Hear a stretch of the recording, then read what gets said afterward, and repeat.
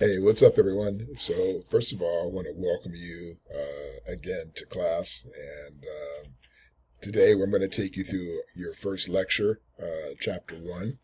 And I want to tell you a few things as I move this around a little bit, to tell you a few things about how I tend to do these chapters.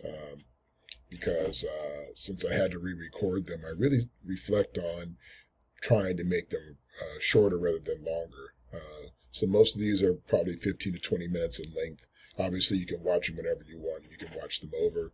And my goal here really is to sort of um, walk you through and talk about some of the major aspects of each chapter. So going forward for chapter two and so forth, you'll see me in this venue. I like having the PowerPoints up because I think it helps you connect the dots.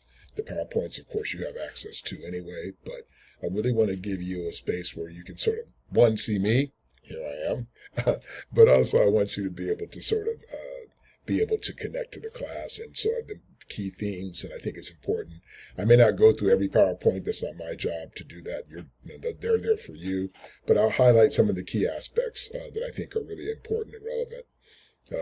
I will say, remind you that the PowerPoints are a resource to be used along with the textbook. So, don't just use one or the other. You actually need both of them. But this will at least give you a really good framework for the class and how the class operates and what we do and kind of how I do what I do. I may not always be in my office like I am right now. I may be, I wish I were in a beach in Tahiti doing this, but I'm not. But maybe one day.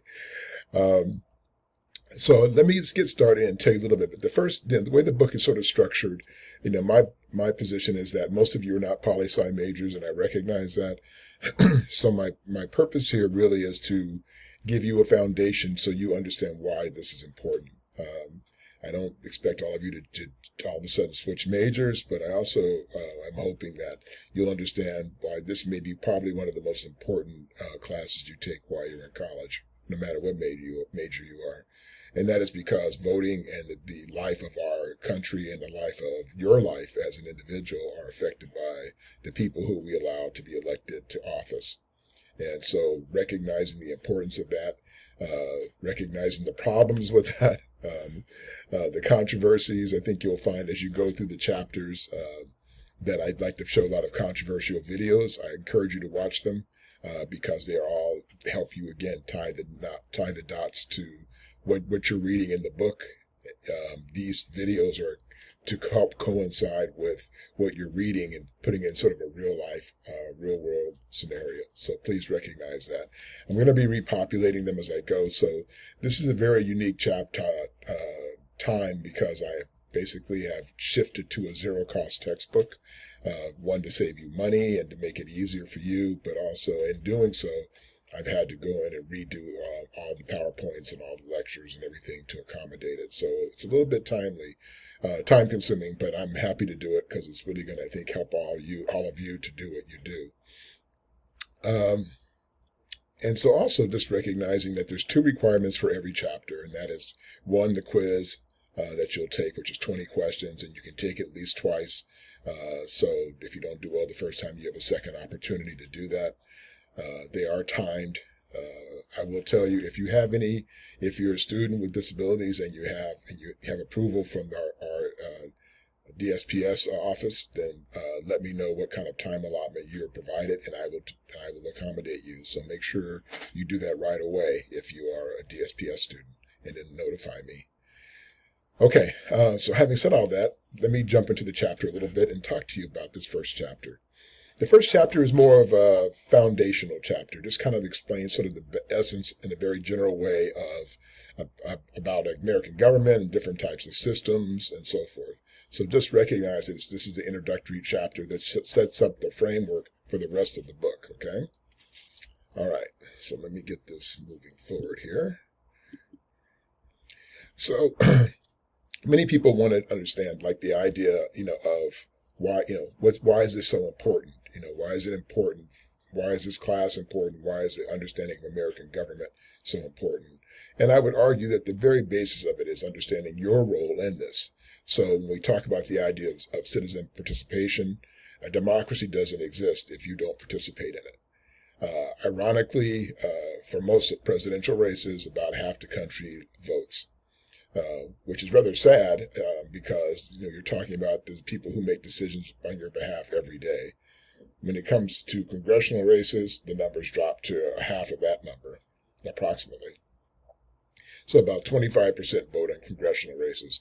And I would argue that the Congress people, and we have a whole chapter on this later in the book, but they're probably the most important people to you because those are the people who affect your life every day. They're the ones who make the laws, and so therefore they are in essence the ones who really directly impact you even more than the president. So while the president is important, he's like the ambassador to the world for the country. The people who day to day are your people in Congress and also in state and local legislatures are the ones who are the most important for your everyday life. So when we don't vote, what we're doing is giving our power away. And at that point, if you're not going to vote, we might as well put a crown on his or her head and call them a king or a queen and call it a day. And that's not what the essence of democracy is. There's some other interesting things about democracy that I would like to share. That one of the things I'm working on, and I'm working on this project called Authoritarian Democracy, and it really has the premise that most Americans really prefer to have an authoritarian leader. Like if the leader was somebody who they agree with their views, most people would let that person stay there forever. But that's not how democracy works. And the beauty of democracy is that it gives and provides change. We give that individual who becomes the president, they get 8 years or 2 4-year terms. However, they can serve up to 10 years. So like, for example, if a previous president dies in office or something happens where they step down, the vice president becomes the president for the remainder of that term. If the vice president were to run on their own and became the president, they could serve two full terms outside of that partial term for the previous president. So, but again, the essence of democracy is that it changes, and as the world changes, we have to be able to accommodate and adapt to change. That's a really important component. So, in terms of the essence of political science and government's really put in place to sort of give you a structure. The country cannot operate or function without a structure, without rules and laws and ability to get things done. Imagine if we had a world without that. Imagine if we had a world that didn't exist where there's any structure. Well, what would happen? Well, we would have something called anarchy, which basically would mean that you would have no structure and it would be a free-for-all for everything. So the rich would obviously, those who had a lot more money or a lot more resources would basically control everything. And that's the way the world would run. So it's important for us to understand that aspect. It provides a framework and organizes us into groups of people to accomplish tasks, whether it be for a variety of things that we need as people on the planet. So food, shelter, education, healthcare, and so forth, right? So this is how we were able to accomplish those things. And then the idea of democracy. Democracy is just one of many forms of government. There are monarchies out there which means ruled by one individual. Usually, when we call it monarchy, it's usually a good person. when it's called tyranny or a tyrant, that's the opposite of monarchy. That's when you have a bad, crazy person who's running the world, and so running that particular country. And then the other one is called oligarchies. And oligarchy is basically, the definition is ruled by a few in the interest of the ruler. So that means, like, for example, if you had a bunch of rich people in the oil industry or some other industry or high tech that were like the Elon Musk of the world, right? Those people who are super wealthy, super rich, and their interests would be served by serving whoever the leader is at that time. And this is unfortunately how most of the world works, is using these oligarchs, these wealthy people who usually control the political narratives in their countries, particularly in democratic systems. We see this a lot, where there are oligarchs who basically, by virtue of their wealth, are able to control the essence of our existence as people in this country. So imagine having the 0.001% of wealthy people in the country dictating how the other 99.99% of the people live. Well, that's what happens because these people put a lot of money and to people who represent us in Congress and state legislators and presidents to be able to push their personal agendas and their personal views of the world forward.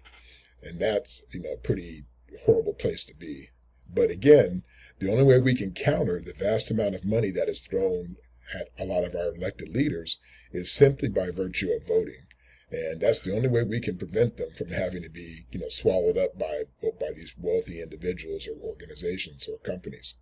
And then the other thing in that is important that we recognize just, how easy it is for these people to get pushed that way, because in order to run for office, you've got to have a lot of money. And most people can't acquire that amount of money by each of us citizens individually giving them, let's say, $5 or $10 or whatever. It really comes from, getting big chunks of money from people who want political favors. And that's how the oligarchs work.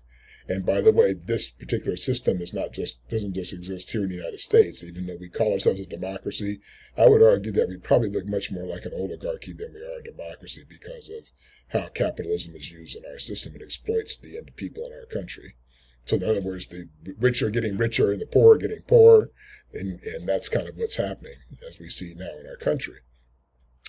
And then you see the idea of, again, as I mentioned, about totalitarianism, which is basically a tyrant, which would be the opposite of a monarch, is what that really means. That you have an individual who's basically looking out for their own interest. And then again, the idea of democracy basically is the notion of we elect people to govern for us on our behalf. The goal of that is that we, the people, elect them to basically help make our lives better. That's really, when you cut through all the other stuff, the reason we elect these people is to make our lives better. So when people ask you how are you doing, or how these people are doing, the very premise should be, well, how am I doing first? If you're doing well, then that's great. If you're not doing well, then you have to assess why. And, are we electing people or allowing people to stay in office who are not serving our interests? And if they are, then we have the ability to not reelect them and hire better people to elect us. And again, we'll be talking a lot more about this as we get to the other chapters. So again, when we talk about, in the essence of the types of goods and services that are provided to us, by our country in a democracy, there are lots of things that we call the public goods. And these are things that are provided by government in some way, shape, or form. And that's like our security, our education, healthcare. There's some things that are provided, even though more and more we're seeing them become more privatized and become more costly. These are things that were also part, generally speaking, of the public good. And then there are things also they look at called toll goods and common goods. These are also aspects that are, while they are available to us, a lot of times they're becoming much more privatized. And a lot of the things that used to be free to us as citizens are now being pushed away from us and being pushed into other arenas, which is unfortunate for us because we're the ones who are ultimately paying the price for that. Okay, let me continue on here. So again, the role of government in the ideal world, and I say the ideal world, is to, again, provide stability and security, and not just in terms of police force and those things, but those are also part of it too. Police, fire, all those things, right? But it's also about how goods and services are provided. So the trash gets picked up. There's groceries in the grocery store, those kinds of things. How those services, electricity, right, water, how those things are all distributed, or what the role of government is supposed to do. Now, a lot of those used to be public goods, but now they've turned into profit centers, and that's become a problem that is draining our economy as well. And again, we'll talk more about that going forward. Okay, so again, when we talk about, there are various different types of political systems that exist on the planet. Most of them are driven by capitalism, which means basically we're talking money, right? Economic systems that basically promote your individual wealth and prosperity, which I would argue potentially is counterproductive to democracy, because democracy is about people helping one another, or collectively working together for the common good of the country. And yet capitalism is the antithesis of that. It's really about you getting rich, and it's like if you and I both had the same company and we're doing the same business in a particular industry, and we're both doing well, and I'm making $1 million, and you're making $1 million. Under capitalism, my goal is to put you out of business and take your million and make it so I'm making 2 million, not for us just both to be able to benefit and thrive together. Another one, of course, is socialism. And this is, again, a very popular system, even though a lot of times in these, people demonize these other systems. And I will tell you, I'd rather you get comfortable not being afraid of words. And if you hear the word socialism or hear the word communism, that they derive negative connotations in our country. But I would argue that take that with a little temperance, because all systems have their ups and downs and their pluses and minuses. And a lot of times those systems fail or are negative because of the leaders themselves, not because the idea behind them wasn't a good one. In fact, I would argue, and we'll talk about this later on, that socialism is much more attuned to democracy than capitalism is. And so, by being able to make sure that there's a better balance between people and money, and that's what socialism does. It doesn't say that it doesn't mean everybody makes the same thing. It just simply says that we try to find a better distribution between those who have and those who don't have, and make sure that people are still accounted for in society. And then, of course, there's mixed economies. And that's what we typically see, like in Europe, the democratic socialist systems, where they have capitalism and socialism. And that's what we talk about, finding that balance between the two. And that's the essence of what these political systems try to do. So this is, again, we talked about in terms of who, the influences on government. I mentioned the oligarchs, right? And this is basically driven by the very elite systems where, again, you have a few people who control the political narrative and the power of the country. And so this is kind of where the United States sort of resides right now, where there's very strong elite group of people who control the narrative. And it really just talks about the idea of plurality of power, where this infrastructure basically distributes money amongst the various interest groups or political parties that help influence or drive what government does. And that's kind of the context of this idea of elitism. And here's the interesting thing about this. Everybody wants to be elite. And so it's problematic because in everybody's goal to be elite, we actually undermine ourselves, because to get there, we keep blocking ourselves from getting there by letting those who are elite hold on to their power and wealth and not distribute it to the middle and lower classes. And again, the idea that we try to find some balance between, your personal interest or the interest of the country and interests of others, right? So I always say that, we can't look at it, it's not just about you. It's about being able to look at the bigger picture and say that while you may want things a certain way, the bigger question is, what is better for society at large? And in benefiting society, I may still benefit myself. But usually when people are looking out for their own individual interest, that barely works for them. And we benefit collectively if everybody's interest is moving forward, and then that individual gains some perspective as a result of it. Again, one of the things that this is why in this particular semester, it's a very important one, because, we are going to be voting for a president this year, possibly the first female president in history. And yet I would argue that lots of people who feel lots of different ways about this. So I will never, ever, ever, ever try to push you to sway you one way or the other. I'm always a big adherent of people being free-thinking individuals and not catering to just one individual or one political party if it doesn't serve your interests, that it really is about looking at the quality of character of the people, but looking at it in a very honest way too. I mean, it's just sometimes we look the other way on indiscretions of people. And I'm not saying that I expect anybody in that office to be perfect. I just want them to be respectful and have respect for the Constitution of our country.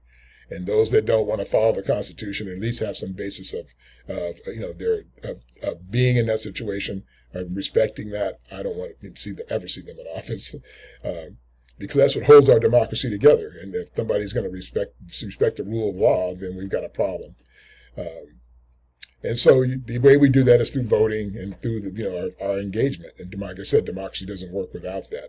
So we'll be talking a lot about voting. I would encourage all of you to register to vote. We are going to have voter registration on campus too. So those of you who'll be turning 18 prior to that time, will have the ability to vote for the first time. And I would tell you, don't dismiss it. Don't dismiss it. It's one of the most important things you do as a citizen is to vote. So I encourage you fully to take advantage of it. Because a lot of countries, people would die to be able to do what we take for granted sometimes. So when we talk about, again, going forward and looking at how we engage, some of this talks about more the historical context of the things that have led to our country, the things that lead to engagement or disengagement. And one of those things, of course, is the civil rights movement, and also the women's movement. These are movements that have propelled women into the front stage, and allowed them to have access to seats of power and governing, and also in private and public interest, in a way that should have been 150 years ago. But unfortunately, it's taken all this time, like with most peoples, for women to have the right to vote and to access that. In fact, it's only been just over 100 years that women have had the right to vote in this country. Even after suffrage for black people in the mid 1800s. The civil rights movement is another example of that. So again, how we stay engaged, how we stay knowledgeable about the information, things that pertain to us. By the way, I'm almost done. One of the ways we do this is by by news media. Now, this can be good or bad, because news media and social media are the ways that we typically get our information. And the good part about it is it provides you a lot of information, potentially, and it can be good if you're looking at reputable sources of information. The danger is that it's very easy to be misinformed or disinformed purposely. There are entities out there from other countries like Russia and China and North Korea and Iran that are purposely providing misinformation to lead you to view the world or view our country in certain ways that may or may not be true, because they're trying to undermine, even in election races like what's happening right now. There'll be lots of false information that'll be put out there because they're trying to get you to vote a certain way that's going to serve their interest, or maybe create unrest in our own country because it serves their interest. So recognizing that the kinds of sources you should be looking at to get information is really, really important. And again, we'll talk about that when we get to the media chapter. And then, of course, there's lots of things to get involved with. There are political campaigns, there's other various interest groups that serve the interests of the country, and all those things are out there for you and for you to get involved with, and I encourage you to do so. So again, some of the challenges we have today, like I mentioned, social media, there's such a vast amount of information out there. It's like, how do you sift through all the stuff that's there to figure out what's right for you, what's wrong for you, what makes sense and what doesn't make sense. So the impact of technology, AI is, of course, is here. It's not even on the horizon. It's here. I'm going to be building classes using AI in the future. Because there are some very positive things I can engage with students with, and I've already begun testing it already, and the students really liked it when I tested it previously. So I am going to build out some classes in this way. But there's also people out there who use it for nefarious purposes as well, and that's the unfortunate part. But that's what we have to be able to protect and make sure that we're not swayed by those things, because they will allow for us to block our ability to be able to engage and to get actively involved in certain areas. And so, again, the bottom line is, I think for most of the things that we deal with in the basis of our system is, when you ask people the basis of what they want, is they just want a better quality of life. And how in our government and the political leaders are supposed to help provide that. And when they're not, then that means there's a failure between those who we've elected to govern us and the people who they're governing. And when that happens, that means we have to really start to evaluate to strengthen our democracy by being an informed and responsible and active citizenry. And I think that's the essence of what I hope that on some basic level that you become. It doesn't mean you have to do this 24 hours a day. It just means you have to be conscious, okay? And so that's it for chapter 1. Yeah, that went a little longer than I want. The other ones won't be this long. But again, I started off with the first 5 minutes going through some other things particularly. So thank you very much. And I will see you guys on the back end. Bye.